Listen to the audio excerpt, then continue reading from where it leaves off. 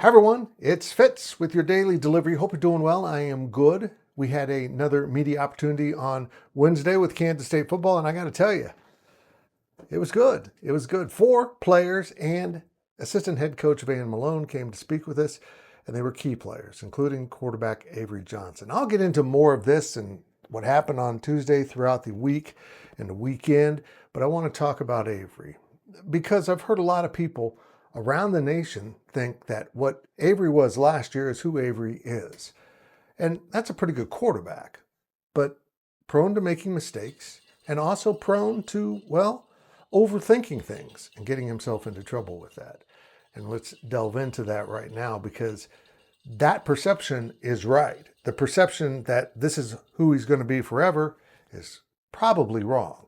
Now, I did kind of soften that a little bit because I got to see it to fully believe it. But everything I'm hearing says Avery is much more advanced as a quarterback. And why? Well, like anyone who has problems at their job or in school, they worked at it and they focused on those things that gave them trouble and figured out how they can solve that. And for Avery, the remedy to many of the problems has been internal perspective. Now, I've often told you that Avery's not wired like a lot of young people, and he is in many other ways, but he's very level-headed, very calm and almost scientific sometimes in his evaluation of things. And he let that get the better of him on the football field by doing exactly what I said, overthinking his mistakes, causing more mistakes, and then also throwing in some, well, just some boneheaded plays. But on Wednesday, I asked him how Avery 2.0 is different than 1.0, meaning his second season as a start. And keep in mind, he's only started 14 games in his college career. 2 of them are bowl games and every game last season. And for a guy who, well, hadn't seen a lot of action, by the bowl time, he was playing pretty good football because he was healthy and he was confident and he understood the game plan a little bit better. This version of him, I expect to be even better.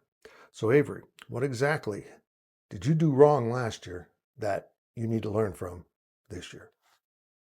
And I put the weight of the world on my shoulders. And if I missed a throw, I wanted to get it all back the next throw. Or if we got down, I wanted to score a 14-point touchdown. And I think a lot of times I would try to play and be this person, this player I wasn't, and try to fit the narrative of, oh, he needs to be a passer, he doesn't need to run as much, he needs to do this, that, and the other. And I think really just being myself. And if the defense gives up run opportunities, I need to make defense pay and run the ball. If they give up passing opportunities, I need to be a pocket passer and play to my strengths more and really do what I know I can do best, and that's lead and go out and win football games. Man, I tell you what, the self-awareness of this young man is impressive. He knows he made mistakes and he sees everything you do and he doesn't shift the blame. Look, he had some bad protection at times. He had bad blocking if he was running at times. He also, well, had guys running wrong routes and dropping passes. Does he ever mention any of that? No, he doesn't. He's worried about himself because he knows he's not perfect. Why does he expect it from those around him? He expects himself and those around him to strive for perfection, even if it's unattainable. Avery Johnson, your quarterback once again for the Kansas State Wildcats, is on track and I believe to have a really good season. And if it starts on a national stage in Ireland in front of all of college football and a lot of Irishmen, then, well, I think the national media is going to jump on that Avery bandwagon, which they jumped off of sometime in 24.